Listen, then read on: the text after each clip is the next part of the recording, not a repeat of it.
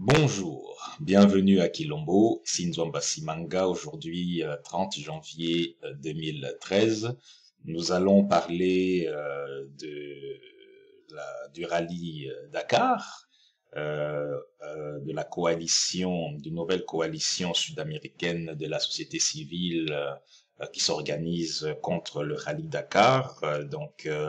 Il y a la société civile du Pérou, de l'Argentine, et du Chili qui font front commun pour stopper cet événement dans leur pays vu les conséquences dramatiques. Alors, avec nous pour en parler, nous avons Madame Claire Ems, qui est écologiste, présidente d'Alternative démocrate et aussi porte-parole du collectif Action pour les victimes anonymes du Dakar. Alors, bonjour Madame Claire Ems. Bonjour, Zwamba. Oui. Bonjour aux auditrices, bonjour aux auditeurs de Quilombo. Oui, alors aujourd'hui, nous allons donc faire le bilan d'abord du rallye Dakar 2013. On va dresser un portrait de la situation et ensuite nous allons discuter et aborder cette première de ce regroupement, de cette coalition de la société civile sud-américaine qui a décidé résolument de se battre contre cet événement. Et de cela, nous allons aussi tirer des leçons et des conclusions sur ce que la société civile africaine pourra aussi s'inspirer de ce combat. Alors, que pouvez-vous nous dire sur ce qui s'est passé à propos du rallye de cette année, le rallye 2013 de Dakar? Zwamba, ce rallye s'est terminé, on va dire, comme d'habitude, même si ASO, Amaury Sport Organisation, raconte n'importe quoi. Le vrai bilan du rallye 2013 est de 4 morts et de 19 blessés que nous, CAVAD, connaissons, dont nous avons les noms et dont les noms sont sur notre site internet Stop Rallye Dakar. C'est-à-dire que tous les auditeurs qui veulent vérifier peuvent aller sur notre site, ils trouveront les noms des morts, les noms des blessés, ils font les comptes. Ce n'est pas ce que nos gens racontent ici avec leurs médias complices. Mais il y a mieux, c'est que non seulement ils ont continué comme ils faisaient en Afrique, mais cette fois-ci, ça se complique de plus en plus. Déjà depuis un certain temps, il y a eu des plaintes depuis qu'ils sont en Amérique du Sud. Ça ne s'est pas passé comme ils pensaient. Les associations écologistes d'Argentine, d'abord, ont porté plainte. Ces plaintes ont été instruites. Des jugements ont commencé à tomber. Et de plus en plus, ces associations écologistes ont étoffé leur dossier. Ils nous ont contactés. Nous leur avons mis notre site à disposition pour qu'ils puissent vérifier ce qui a été fait en Afrique et comparer avec ce qui se passe chez eux. Ils sont arrivés exactement à la même exaspération, c'est-à-dire que les organisateurs du rallye Dakar ne respectent personne, ne respectent rien. Donc, des films ont été tournés, des photographes, enfin, quand je dis des films vidéo, ils ont fait des vidéos pour constater. Ils ont fait des photos pour constater. Ils ont constaté les dégâts humains, ils ont constaté les dégâts environnementaux et ils ont reposé d'autres procès. À ce jour, le rallye Dakar a des dizaines de procès sur le dos. Ces procès sont civils. Il y a au niveau du pénal et les associations, d'abord parce que ce sont les Argentins qui ont commencé, les associations ont continué à attaquer pour chaque infraction relevée. Ils ont également interpellé les responsables officiels qui avaient donné des autorisations de passage au Rallye Dakar et qui, malgré les mises en garde des associations écologistes, n'ont pas réagi. Donc, ils ont aussi attaqué ces personnalités officielles et donc, quelque part, politiques. Puis, l'Argentine étant déjà dans le combat, le Chili et le Pérou aussi sont rentrés dans la danse parce qu'eux aussi ont des associations écologistes. Ils ont fait le travail et ils ont vu que les gouvernements ne suivaient pas et ne protégeaient toujours pas ni les personnes, ni les sites archéologiques. Donc, cette année, ils se sont réunis et dimanche dernier, les associations argentines, chiliennes et péruviennes ont formé une coalition officielle pour lutter ensemble contre le Rallye Dakar. Non, ils mettent tout en commun, ils mettent leurs forces en commun, ils mettent leurs relations en commun. Ils ont décidé que dorénavant, la lutte était commune. Et là, vous me direz, ça n'a pas la même puissance. Les Africains n'avaient pas la même puissance financière parce que ça compte. Ces associations sud-américaines sont très fortes et déjà bien implantées, ce qui n'était pas le cas des petites associations disséminées africaines. Mais c'est aux Africains maintenant de voir comment s'organise une rébellion, une contre-offensive. Ces associations, je peux vous les citer, se sont réunies donc en 3 entités. Une entité est présidée par le musée de paléontologie de M. Oninger. C'est celle qui est au Pérou. En Chili, il s'agit d'Action écologique. Et avec la Fondation de notre patrimoine, ça s'appelle comme ça, la Fondation de notre patrimoine et Action écologique au Chili, ils ont fait une seule entité. Et la dernière association, qui était en fait la première à rentrer dans le combat, c'est la FUNAM en Argentine. Donc aujourd'hui, le Rallye Dakar a en face de lui une coalition d'écologistes, d'associations écologistes, qui a déclaré officiellement que c'était désormais le début de la fin du Rallye Dakar. C'est vraiment très extraordinaire, surtout quand on compare le temps que ça a pris. En Amérique du Sud, le rallye là-bas, il a pris pied depuis 2009 et aujourd'hui, on voit qu'en 2013, ils ont tout de suite réussi à constituer une force, alors qu'en Afrique, ça fait 30 ans que ça a duré et il a été très, très compliqué d'y faire face. Oui, en Afrique, il faut remettre les choses dans leur contexte. Le Rallye Dakar est une entreprise française. Quelles sont les relations entre la France et l'Afrique? L'Afrique est toujours sous le joug de la France, même si c'est une entreprise privée qui est allée faire cela. On s'est rendu compte qu'il y avait des ramifications politiques, qu'en fait, la société ASO n'allait pas toute seule en tant qu'association comme ça. Elle était aidée et puissamment protégée. Le Rallye Dakar n'est jamais rentré comme n'importe quelle petite société dans un pays africain. Il a toujours été accueilli par le chef de l'État. Dans quel autre pays vous voyez un chef de l'État légitime accueillir une espèce de compétition, entre guillemets, qui vient tuer ses ressortissants, qui vient dévaster son pays. Mais le rallye Dakar a toujours été reçu par les présidents africains.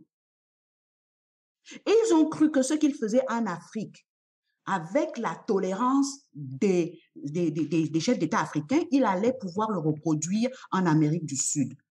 S'ils ont fait la même démarche de d'abord infiltrer la tête de l'État, on l'a vu, ils se sont toujours affichés avec les présidents des pays où ils sont allés, que ce soit au Pérou, que ce soit au Chili, que ce soit en Argentine. Mais même si ce président ou cette présidente était acquis à leur cause, le peuple ne l'était pas. Et les associations écologistes, pas du tout. Et la différence entre l'Afrique est que ces associations écologistes structurées, indépendantes financièrement, ne subissent pas les menaces que subissaient les petits écologistes africains. Tout de suite, il y a eu une bronca. Et tout de suite, il y a eu des manifestations en Argentine. Moi, j'ai des photos où je vois des Argentins avec des pancartes qui disent au rallye Dakar, rentre chez toi. Rentre chez toi. Va-t'en. Mais en Afrique, ce n'était pas possible. Parce qu'on envoyait l'armée, on envoyait la police, on arrêtait les gens, on les frappait comme ça se fait souvent. En Argentine, au Chili et au Pérou, ils n'ont pas pu obtenir cela. La parole des écologistes s'est libérée d'autant plus que dans leur rang, il y a des prix Nobel, des gens qu'on ne peut pas museler de cette manière-là. C'est aux Africains d'observer maintenant avec beaucoup d'attention ce qui se passe en Amérique du Sud. Les Américains du Sud sont en train de leur montrer comment on combat. Ils ont là-bas cette chance de n'avoir pas été colonisés. D'ailleurs, c'est ce qu'ils ont dit au rallye Dakar. Ils disent, attendez, vous ne nous avez pas colonisés. Ce n'est pas ce que vous avez fait en Afrique pour qu'eux, ils dépendent de vous, qu'ils n'aient pas droit à la parole. Ici, on est chez nous. Vous venez faire des dégâts ici, vous les payez. Ils ont commencé en tapant au portefeuille parce que à ce jour, des éléments qui me sont rapportés, le rallye Dakar 2011 a même failli ne pas avoir lieu. Parce que les blessés du rallye Dakar 2010 réclamaient des dédommagements. Ils ont payé pour pouvoir tenir le rallye Dakar 2011. Ils ont payé. Et ils continuent de payer. Les procès se tiennent. Quand quelqu'un meurt, comme des jeunes gens étaient morts parce que le rallye Dakar, à son habitude, a employé des jeunes gens sur place qui n'avaient pas la qualification pour installer les installations électriques. 2 jeunes gens sont morts électrocutés. Le procès s'est tenu au mois d'août. Là, ils vont payer. C'est leur responsabilité d'avoir fait travailler des jeunes gens qui n'avaient pas les qualifications. Mais c'est parce qu'ils les payaient moins cher. Il ne faut jamais oublier que le problème du rallye Dakar, c'est qu'ils ne veulent pas mettre ce qu'il faut au niveau de la sécurité. Ça leur coûte trop cher. Et c'est cela qui induit ce nombre de morts absolument exponentiel.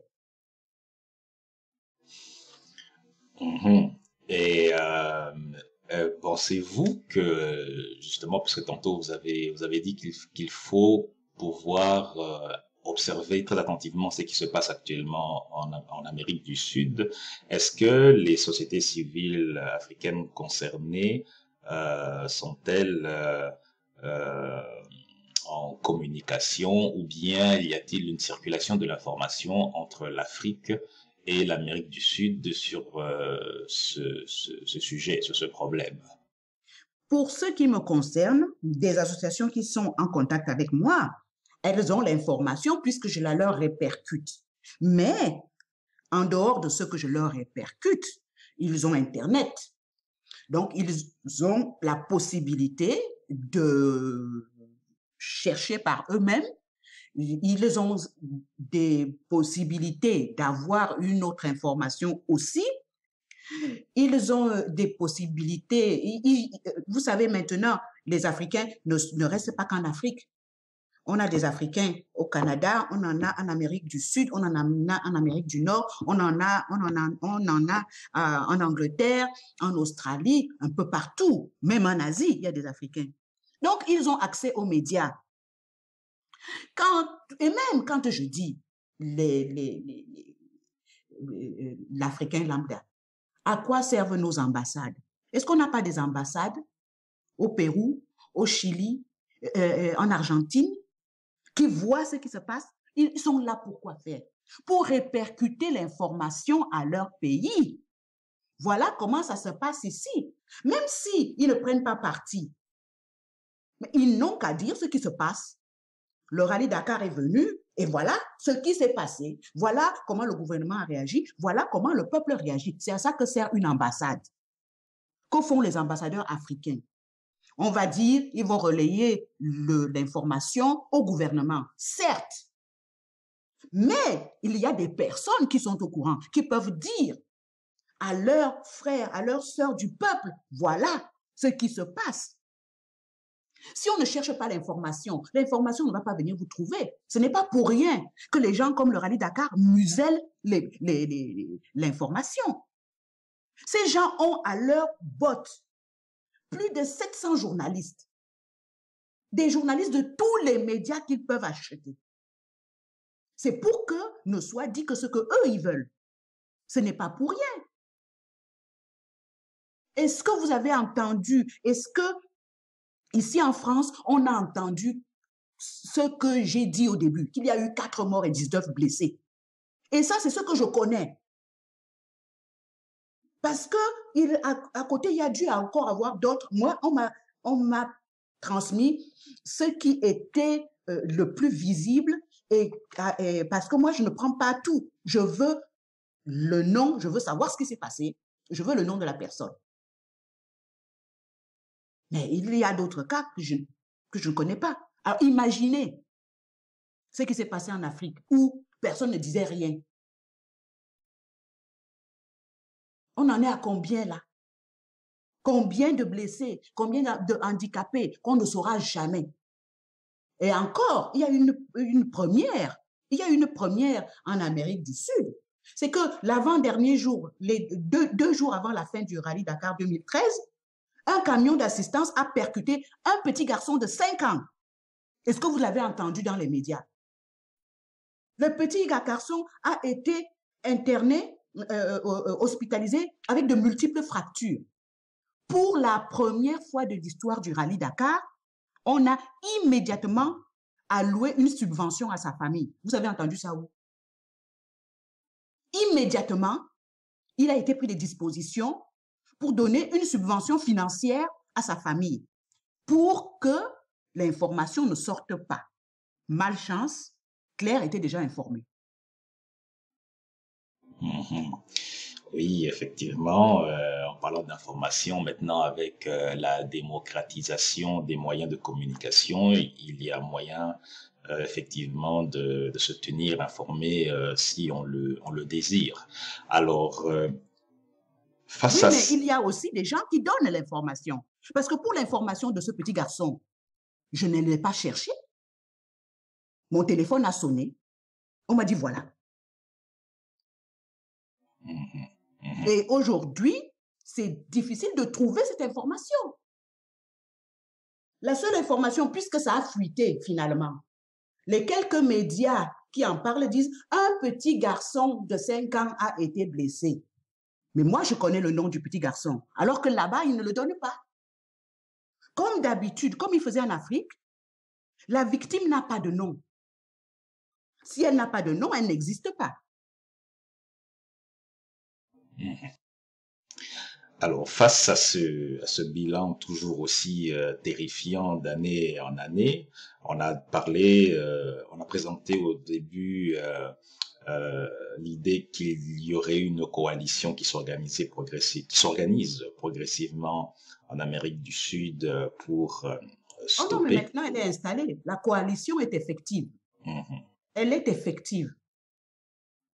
Ok. Et est-ce que vous pouvez nous présenter, parce qu'on voit que cette coalition va s'attaquer à tous les problèmes de ce rallye sur tous les fronts. Est-ce que vous pouvez nous présenter les divers fronts qu'ils vont investir pour s'attaquer à ce problème? Non, ils ont été très clairs. Chacun a fait des constats d'huissier, des constats des dégâts. Déjà, nous parlons d'abord, je vais commencer par les dégâts environnementaux. Chacun avait pris la peine d'interpeller les gouvernements, les États, en leur précisant que, au niveau environnemental, il y avait de gros risques. Ça fait longtemps qu'ils ont écrit, qu'ils ont demandé aux États de prendre des précautions, que si eux, ils tenaient à faire passer le rallye Dakar, que le rallye Dakar devait respecter certains sites connus, des sites répertoriés comme extrêmement fragiles. Ils ont fait les listes, ils les ont communiquées. Les gouvernements n'ont pas pris les précautions et le rallye Dakar a fait comme il a l'habitude de faire. Donc, ils ont constaté les dégâts. Ils demandent à ce que soit mise en place une commission d'enquête indépendante qui va, elle aussi, venir voir les dégâts causés. Ils ont demandé que ces dégâts soient chiffrés, que les pays concernés ou les régions concernées soient indemnisés, même si les dégâts sont irréparables. Ça, c'est une chose.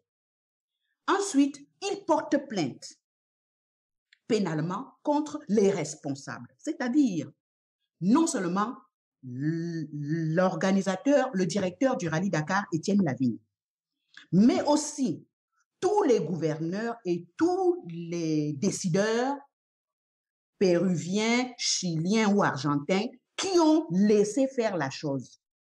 Mais aussi à Maurice Sport Organisation, la société qui est propriétaire du rallye Dakar. Tout ça, c'est en place. Déjà, des procès sont en cours. Ensuite, ils ont demandé que non seulement les dégâts, que les dégâts de cette année soient indemnisés de cette manière, mais qu'on tienne compte des dégâts que le rallye Dakar cause depuis son entrée en Amérique du Sud. Et pour justifier tout cela, ils ont monté tout un dossier dans lequel apparaît le passif du rallye Dakar en Afrique. Et ils ont prévenu les gouvernements. Si ce qu'ils demandent n'est pas, si ce qu'ils demandent tous n'est pas pris en compte, ils vont aller porter plainte au niveau de l'organisation américaine. Il semble qu'il y ait une cour américaine de justice, comme il y a une cour européenne de justice ici. Ils portent l'affaire à ce niveau-là. Et on va voir à ce moment-là les raisons, on va donner les raisons pour lesquelles ces gouvernements ont laissé faire le rallye Dakar, qui est intéressé par ce rallye Dakar, pourquoi on a toléré tous ces dégâts déjà environnementaux, mais aussi les dégâts humains. Donc, on voit bien que ces associations ne plaisantent pas. Ils l'ont dit. il faut que le rallye Dakar comprenne que c'est le début de sa fin. Il ne respecte rien, il ne respecte pas les gens, il ne respecte pas les animaux, il ne respecte pas la flore, mais de plus, il ne respecte même pas les vestiges préhistoriques qui sont un trésor pour ces pays-là. C'est un trésor. Si pour les Européens, ce n'est pas un trésor, pour les Américains du Sud, leur trésor, leur archéologie est un trésor. Et ils n'admettent pas que des gens viennent saccager ce trésor pour leur plaisir. Ils n'ont qu'à aller faire leur plaisir chez eux. C'est ce qui leur a été dit. Et alors, on voit qu'effectivement, l'implication des acteurs politiques est très, très, très présente. Donc, on peut penser très facilement qu'il y aura des scandales de corruption qui vont éclater au grand jour, sans doute. Mais comme d'habitude, comme d'habitude. Déjà, pour le 2013, il y a quelque chose qui émerge au Pérou parce que les Péruviens disent que un capitaine chilien s'est introduit dans leur territoire avec le rallye Dakar pour faire de l'espionnage. Là, déjà, il y a déjà une connotation politique. Bien évidemment, les Chiliens nient. Le rallye Dakar ne dit rien, comme à son habitude, mais on le connaît. Le rallye Dakar est bien connu des services de police pour faire pour s'immiscer dans la vie politique. Je donne un exemple. Il y a une année, c'était avant 2008. C'était avant 2008, parce que c'est en 2008 qu'ils ont fui d'Afrique. Le président Wade du Sénégal, le président de l'époque, était en campagne électorale et il avait énormément de problèmes avec ses opposants. Ne voilà-t-il pas que que ASO, par le biais du rallye Dakar, organise une soirée de bienfaisance dans un grand hôtel parisien. Et lors de ce grand raout, il était demandé aux participants de donner quelque chose pour aider le président Wade. C'est déjà très grave de faire une réunion, de demander de l'argent à des gens pour aider un président en difficulté. Il s'agissait d'aller acheter les opposants. Une bonne âme m'a dit, voilà ce qui se trame. J'ai dit, moi, je veux les preuves. Je ne veux pas parler de ce dont je n'ai pas les tenants et les aboutissants. La réunion s'est tenue, la soirée s'est tenue. Le lendemain, j'avais des photos et j'avais le montant qui avait été réuni. J'ai communiqué. La rare fois où une grande majorité de médias français m'ont appelé au téléphone pour savoir si je confirmais ce que j'avais dit. J'ai confirmé. Bien évidemment, ils se sont retournés vers Étienne Lavigne, directeur du rallye Dakar. Il a refusé de répondre. Il a dit no comment. Si j'avais menti, il aurait dit ce n'est pas vrai. On m'aurait attaqué en diffamation. Ce qu'il a pu faire avec le président Wade, à combien d'autres il l'a fait. Donc, vu le silence radio du rallye Dakar, le CAVAD a pris sa belle plume et nous avons écrit à tous les autres présidents africains chez qui le rallye Dakar devait passer. Et bien, cette année-là, le Mali a refusé la traversée de son territoire. Parce que nous, on a été clairs. On dit, vous aussi, vous présentez aux élections. Comment se fait-il qu'on ne calme pas vos opposants? Pourquoi le rallye Dakar calme les opposants du président Wade et pas les vôtres? Le problème, le truc a été réglé. Le Mali a dit au rallye Dakar, cette année, vous ne passez pas chez moi. Donc, ils s'occupent de politique. Donc, ils font des barbouzeries. Quand au Pérou, on se plaint maintenant, moi, je me dis, il n'y a pas de fumée sans feu, puisqu'ils sont coutumiers de la chose. Ils ont l'habitude. Alors, une course sportive, une compétition sportive qui traverse des pays étrangers, a-t-elle le droit de faire ce genre de choses? A-t-elle le droit de se mêler de la politique intérieure des pays? Et après ça, vous vous étonnez qu'ils puissent commettre des exactions sans être punis? Apparemment, dans tous ces pays-là, on leur doit quelque chose. Ils tiennent ces gens-là quelque part, par des chantages, par des compromissions, que sais-je. Mais en tout état de cause, ils ont la capacité de pouvoir nuire sans être punis. Malheureusement, en Amérique du Sud, ça ne se passe pas comme en Afrique.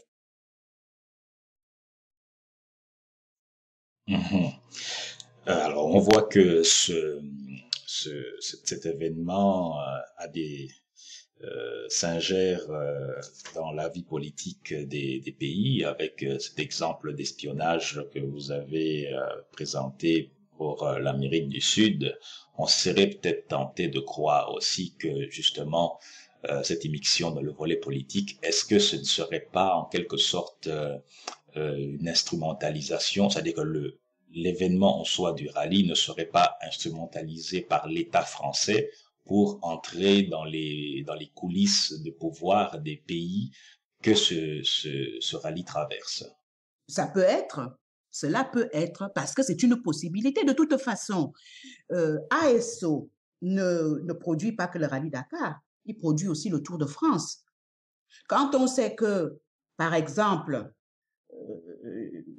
l'ancien président Sarkozy est un fanatique du Tour de France et qu'il n'hésitait pas à rentrer dans le Tour de France, à monter dans les voitures, ça veut dire qu'il est en accès direct avec les dirigeants de ASO.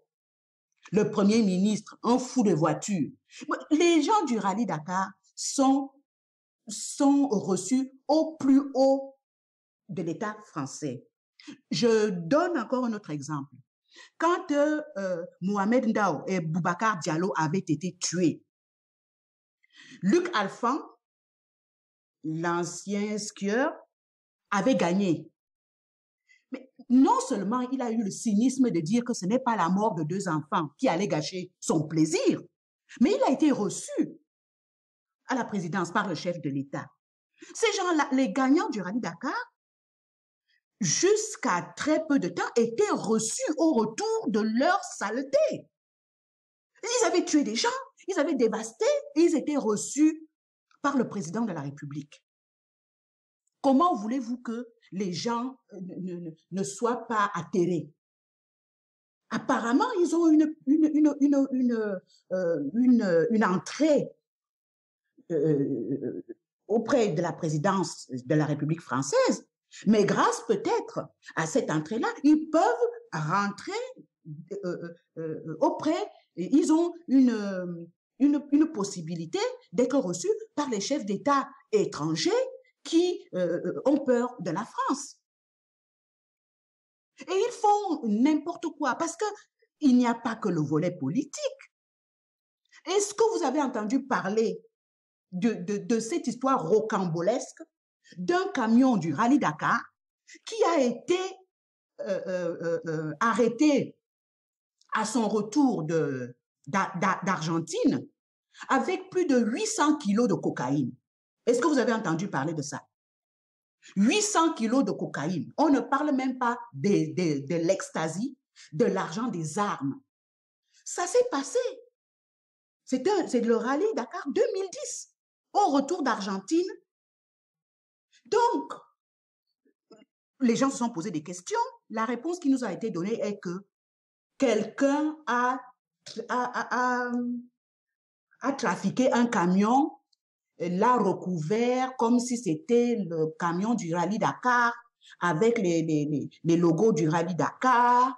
Le Rallye Dakar n'y est pour rien. Mais pourquoi donc on n'en a pas parlé ici? C'est un scandale. Comment se fait-il que la société ASO, le Rallye Dakar, transporte un camion de plus que pour le contingent qu'il a? Ils ne savent pas que ce camion-là ne leur appartient pas. Les gens qui sont dedans, ils ne les connaissent pas, mais ils sont dans le Rallye Dakar. Ils transportent une telle quantité de cocaïne, ils arrivent, on les arrête, admettons, ils y sont pour rien. Mais au mois de septembre dernier, ces gens-là ont été condamnés.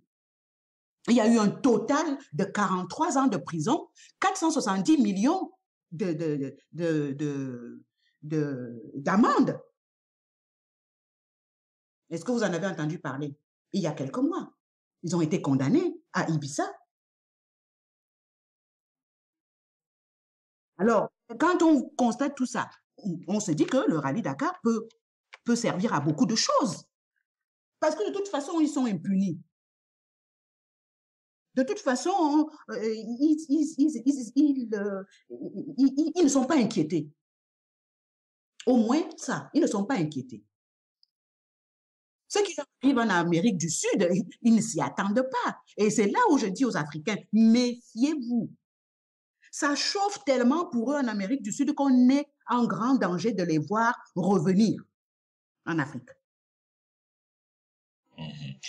Et justement, ce danger de les voir revenir en Afrique, est-ce que vous avez des informations fraîches concernant l'initiative du ministre Youssou N'Dour pour rapatrier le nom de Dakar? Non, pour l'instant, je n'ai aucun retour. J'attends. J'ai posé des questions, j'attends. Parce que si ce retour est orchestré par le Rallye Dakar, compte tenu des ennuis qu'il a, c'est que franchement... Parce qu'ils sont partis. Ils nous ont dit qu'ils sont partis. Pourquoi? Officiellement, ils ont été menacés par Al-Qaïda. Aujourd'hui, il ne me semble pas que les FARC ou les Sentiers Lumineux soient à leur trousse. Je vois surtout des procès, des dédommagements qui sont à des montants incroyables. On ne parle que de millions. On ne parle que de millions. Ce qui est tout à fait normal, ils font des chiffres d'affaires de milliards. C'est très bien. Les indemnisations ne sont pas en dessous des millions. Or, en Afrique, ils ne payaient rien. Ils n'ont jamais indemnisé personne. Ils n'ont jamais dédommagé personne. Ils n'ont jamais rien réparé. Leur souci est de faire de l'argent. Il faut bien le dire. Amaury Sport Organisation est là pour générer de l'argent. Le Rallye Dakar est là pour générer des bénéfices. S'il n'y a plus de bénéfices, il y a un problème. Et comme c'est une activité qui jusqu'à présent a été extrêmement rentable, je ne les vois pas en train d'arrêter. Il faut dire les choses comme elles sont. Est-ce que vous croyez qu'ils peuvent oser aller en Australie? Ils ont essayé. Les Australiens leur ont dit « niet ». Pas de ça chez nous. Ils ont essayé en Russie, là-bas, ils ont créé des rallyes Dakar divers. Ils ont donné des noms bizarres. Ils ont essayé. L'armée les a cantonnés. Ils n'ont pas eu accès à un village. On leur a donné des terrains bien délimités par l'armée, là où ils pouvaient essayer de faire ce qu'ils voulaient. Mais les gars, ils sont revenus leur courant. Pas d'accès au village. Ce n'était pas la folie qu'ils font ailleurs. Ils ont appelé ça les Dakar séries. Ils sont revenus la queue entre les jambes. Ils vont en Amérique du Sud. Maintenant, ils sont menacés financièrement. Ils ne vont pas aller en Amérique du Nord. On ne touche pas un Américain. Il ne faut pas oublier ça. Est-ce qu'ils vont aller en Asie? Ça m'étonnerait que en Chine, on tolère ce manque de respect que ce rallye porte, ce mépris qu'il a pour des gens qu'il considère comme inférieurs. Il reste quoi? La bonne vieille Afrique. Si le Sénégal n'y met pas déjà la volonté de récupérer son nom, mais ce n'est pas de leur dire revenez faire le rallye Dakar chez nous parce que ça porte le nom Dakar. Non. Allez faire votre rallye où vous voulez, rendez le nom de notre capitale. Point. Là, ce serait une attitude digne. Si c'est pour leur dire revenez faire le rallye chez nous, alors là, ce sera une honte consommée. Mais à ce moment-là, il ne faudra pas non plus oublier que l'Afrique, ce n'est pas le Sénégal. Il y a d'autres pays. L'Afrique ne se résume pas au Sénégal. S'ils font leurs bêtises au Sénégal, ben, qu'ils aillent faire au Sénégal. Mais les autres pays disent non. Et bon, j'imagine que en temps normal, en utilisant le nom Dakar ou n'importe quel nom d'ailleurs, est-ce que le Dakar, est-ce que le Sénégal, touche des royalties pour l'utilisation du nom Dakar? Même pas. Même pas. Mais je vous dis, le rallye Dakar est un rallye insolent. Ils sont insolents. Ils ne respectent personne. Non contents d'utiliser le nom Dakar comme ils veulent, de le souiller, de le salir, parce que maintenant qu'on entend rallye Dakar, tout le monde se bouche le nez. Mais il n'y a même pas un Sénégalais dedans. Il n'y a pas un pilote sénégalais. Alors que quand ils tuaient nos enfants en Afrique, ils disaient oui, il y a des Sénégalais, il y a des Africains. Quel Africain il y a là-bas? Sur l'Argentine, là. Il n'y a pas un Africain dedans. Et encore moins un Sénégalais. À l'époque, pour justifier leur turpitude, ils avaient mis en vitrine la fille du président Wade. On lui avait donné une voiture. Laquelle voiture elle ne conduisait même pas. Mais ils ont mis une pilote blanche qui conduisait et la fille du président du Sénégal était à côté pour lire les itinéraires. Enfin bon, elle était copilote. Ils n'auraient pas pu lui confier alors vraiment une voiture si on la respectait en tant que pilote.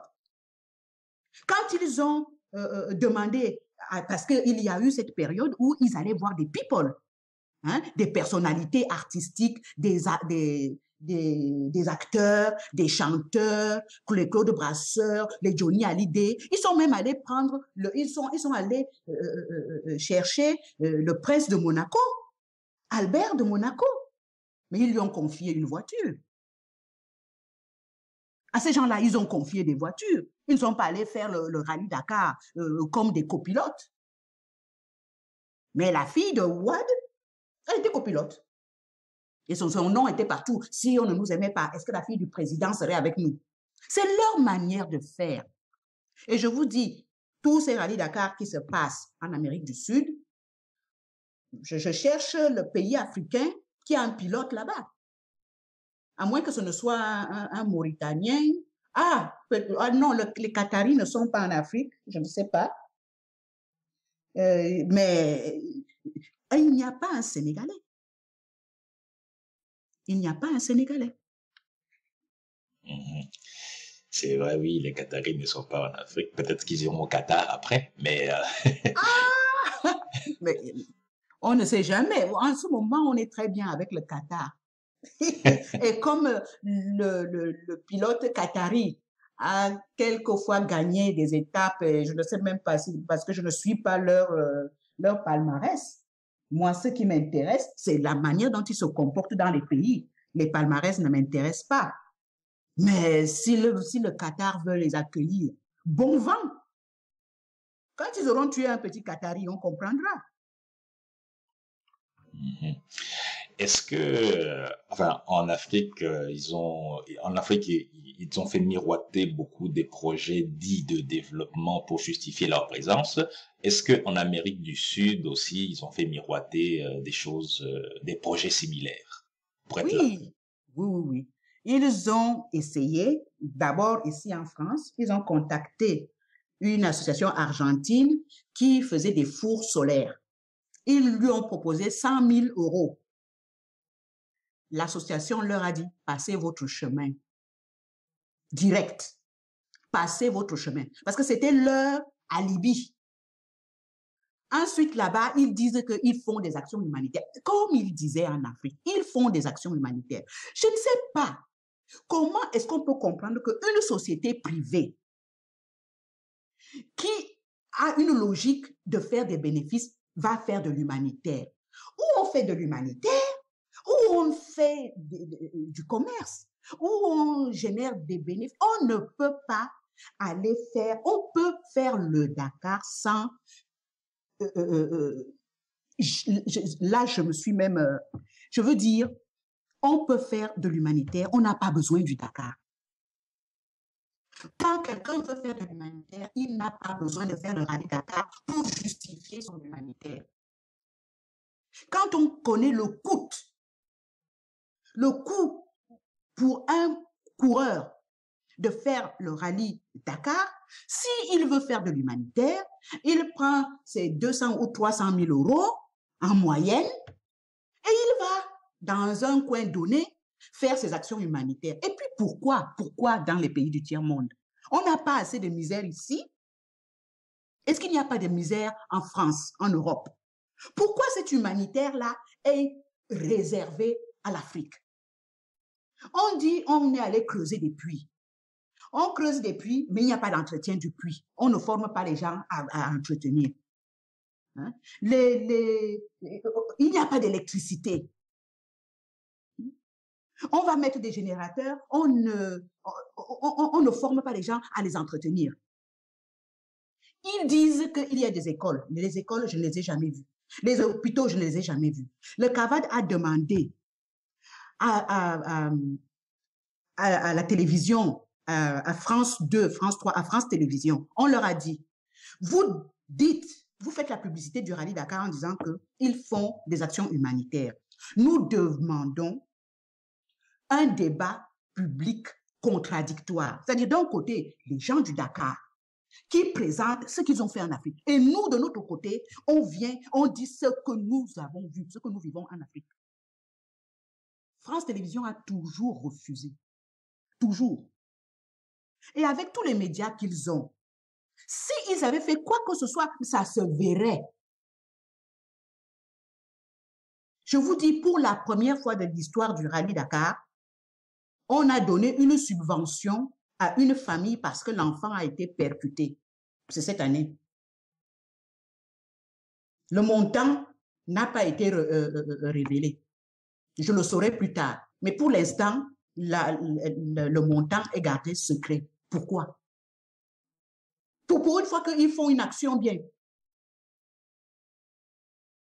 Oui, c'est ça, d'autant plus que effectivement, c'est une pardon, c'est une bonne action, donc ils auraient eu avantage de À le crier sur tous les toits. oui, Et là, effectivement. non. On a des pudeurs de violette. Qu'est-ce que ça veut dire? C'est ça la réalité du rallye Dakar. Ce ne sont pas des gens ils ne sont pas là pour faire de l'humanitaire. L'humanitaire est un leurre. Nous, au CAVAD, on appelle ça l'humanitaire canular. L'humanitaire est là pour emballer leurs actions. Mais ils ne sont pas là pour cela. Et nous avons des textes. Moi, je renvoie toujours les gens, les auditeurs, les auditrices à notre site. Vous avez des contributions où on vous dit bien que le rallye Dakar n'est pas là pour faire de l'humanitaire. Et on l'explique. On l'explique. Ils vous disent cela, mais ce n'est pas cela. Et puis, ils sont très forts. Hein. Quand on les a trop attaqués ici au niveau des dégâts environnementaux, ils se sont proclamés écologistes. Vous imaginez? Ils n'ont rien à faire de l'écologie. Vous avez vu ça? Mais ils n'ont pas eu froid aux yeux de se déclarer écologistes. Mais il y a toujours leurs médias pour dire cela. Et comme nous n'avons pas de médias pour dire ce que nous pensons, ce que nous voyons, eux, on n'entend qu'eux. Ils sont trop cupides. C'est ça leur problème. Ils sont cupides. Ils ne voient que l'argent, que les intérêts financiers. Donc on voit qu'ils sont qu'on n'arrive pas à les saisir et que pour eux l'impunité règne depuis toujours. Alors on sent que la bataille annoncée en Amérique du Sud avec la société civile coalisée, ça va être la bataille des titans, étant donné que de leur côté. Enfin, ils ont en face d'eux l'équivalent d'un porte-avions nucléaire. Maintenant, ils vont pouvoir parler avec des hommes, non pas aller percuter des enfants vulnérables. Maintenant, ils ont affaire à des hommes qui leur disent non et qui ont une capacité financière leur permettant de faire entendre leurs arguments. Parce que c'est toujours pareil. Dans un procès, tu peux avoir toutes les raisons. Si tu n'as pas le bon avocat, on l'a vu dans d'autres situations, tu n'as pas le bon avocat, on ne t'entend pas. Maintenant, ils ont en face d'eux des associations qui, déjà, chacune de son côté était forte, mais qui maintenant formaient une coalition. Là, ça devient autre chose. Là, les forces ne sont plus les mêmes. Ils ont affaire maintenant à des gens qui peuvent répondre. On va voir comment ils vont se comporter. Et que surtout, qu'ils ne viennent pas nous dire que le sentier lumineux est après eux ou que les FARC les traquent. Ah, ils nous ont déjà fait le coup une fois. Hein. Après deux. Effectivement. Et quel est le message que vous pouvez donner, enfin du moins un conseil que vous pouvez donner à la société civile africaine qui aussi observe ces mouvements en Amérique du Sud? Justement, qu'ils observent bien et qu'ils en prennent de la graine. Qu'ils suivent les procès qui se déroulent. Qu'ils suivent le déroulement du combat des Sud-Américains. Dès que ça va commencer à tomber, ils pourront se servir de ce précédent pour instruire ce qu'ils ont subi pendant 30 ans. Parce qu'il faut bien le dire, 30 ans en Afrique, il n'y a pas eu une plainte. Tout a été étouffé, rien n'est sorti. 5 ans, même pas, 5 ans en Amérique du Sud, le rallye Dakar est lardé de procès. Il n'en peut plus. 5 ans. À chacun de voir. Il ne faut pas seulement pleurer, il faut que le combat des autres serve. Parce que quelque part, ce que les Américains du Sud font maintenant est un exemple. Et c'est même encore plus un exemple pour ceux qui vont affronter le Dakar prochainement. Parce que quand ils vont fuir d'Amérique du Sud, parce qu'ils vont fuir, là où ils vont aller, que ces gens-là tiennent compte du combat en Amérique du Sud. Mhm. Alors, donc, avec les 30 années, justement, vous l'avez mentionné, vous l'avez rappelé, ça fait 30 ans qui, euh, que le rallye a marché sur l'Afrique. Donc, les Africains en quelque sorte, auraient, si ils s'armaient suffisamment, auraient beaucoup plus à y gagner. Absolument. D'autant plus que les Sud-Américains vont gagner à cause des dégâts qui ont été commis en Afrique. Ils font référence à ce qui s'est passé en Afrique. Ouais. Eh bien, parfait. Donc, on voit que le bilan de l'année 2013 de ce rallye a été en quelque sorte, on peut dire, la goutte d'eau qui a fait déborder le vase. On peut appeler ça comme ça. Ma foi, de toute façon, ils ont réussi une grande première, c'est réunifier des écologistes contre eux. Ils ont fait une bonne réunification internationale, parce que c'est quand même 3 pays. Ce sont les écologistes de 3 pays. Ce n'est pas ce qui s'est passé ailleurs. En Afrique, les gens n'ont pas pu faire cette coalition. Si le CAVAD a pu obtenir l'appui des associations portugaises, espagnoles, mais il n'y a pas eu cette coalition judiciaire. Ils ont au moins ce mérite d'avoir fait le plein contre eux. Et je ne sais pas si la Colombie ne va pas s'y mettre aussi, puisqu'ils veulent aller en Colombie. Ah, ah, vers le sel en Colombie. Ah oui, c'est clair qu'en termes de coalition, pourquoi s'arrêter en si bon chemin s'ils peuvent, Absolument. mhm, effectivement. Bien. Alors, je pense on peut conclure en disant que la coalition sud-américaine de la société civile contre le rallye Dakar ressemble un peu à un espoir. On peut dire que c'est un espoir.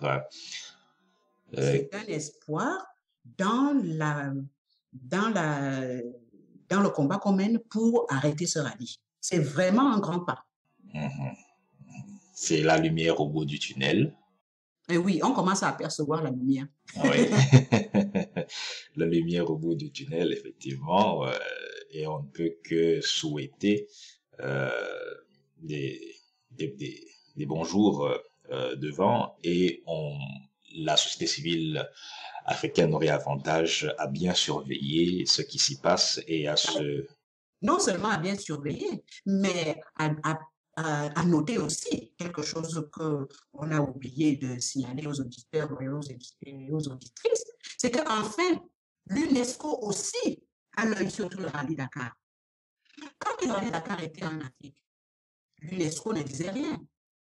Maintenant, l'UNESCO est rentrée dans la danse aussi. Autant de choses qui vont faire que quand ça va tomber, quand les jugements vont tomber en Amérique du Sud, c'est autant d'éléments pour que les Africains ne restent pas bras ballants. Avec tant de grains à moudre, comment est-ce qu'on pourra comprendre qu'ils laissent ce rallye de la mort venir encore tuer les enfants en Afrique? Mhm. Oui, effectivement, avec l'UNESCO qui rentre dans la danse, il va y avoir du sport. Tout à fait. L'UNESCO est dedans maintenant. Elle a l'œil. Elle aussi, elle sait bien. Donc, il y a des choses à faire. Moi, je dis toujours la même chose. Les chances du rallye Dakar étaient qu'ils ont fermé le flot de l'information. Quand les gens savent ce que ces gens-là font, je vous assure que la mobilisation est forte. La mobilisation est forte. Ce n'est pas pour rien qu'ils ont fui la France, qu'ils sont allés commencer ailleurs, recommencer ailleurs. Ce n'est pas pour rien qu'ils ont fui l'Europe. Maintenant, ils sont en Amérique du Sud. Ce n'est pas pour rien qu'ils vont fuir de là-bas. quand on connaît ces gens-là, quand on a compris ce qui les motive, quand on a subi leur méchanceté, leur mépris et tout ce qui va avec, on ne peut pas les tolérer. On ne peut pas les garder. Aux Africains, aux pays africains, de voir. Oui, effectivement. Et comme vous l'avez si bien dit, c'est cette circulation de l'information qui permet de les mettre à genoux, en quelque sorte. À nu. Oui. Ils sont nus à ce moment-là. C'est ça, oui. Donc, c'est sur ces mots que nous allons conclure. On va retenir que l'Amérique du Sud, la société civile d'Amérique du Sud a décidé de se coaliser. Donc, la société civile du Pérou, d'Argentine et du Chili ont décidé de se mettre ensemble pour un tir groupé contre le c'est le cas de le dire. oui, contre le rallye Dakar et on a hâte de voir la suite des événements. Alors, donc c'était Madame Claire Helms pour nous éclairer sur la situation du rallye Dakar en Amérique du Sud et le dernier rebondissement. Vous pouvez suivre les actualités fraîches concernant ce qui s'y passe sur le site internet du CAVAD qui est www.stop-rallie-dakar.com. YE, ah oui. stoprally-dakar.com. Et voilà, c'était Madame Claire Helms, écologiste, porte-parole du collectif Action pour les victimes anonymes du Dakar. Ici, Nzwamba Simanga, si vous voulez nous écrire pour nous faire part de vos observations, vous pouvez écrire à kilombo@webmesout.com. Merci beaucoup, Madame Claire Helms. Merci à vous. Oui, et à la prochaine. Au revoir. Au revoir.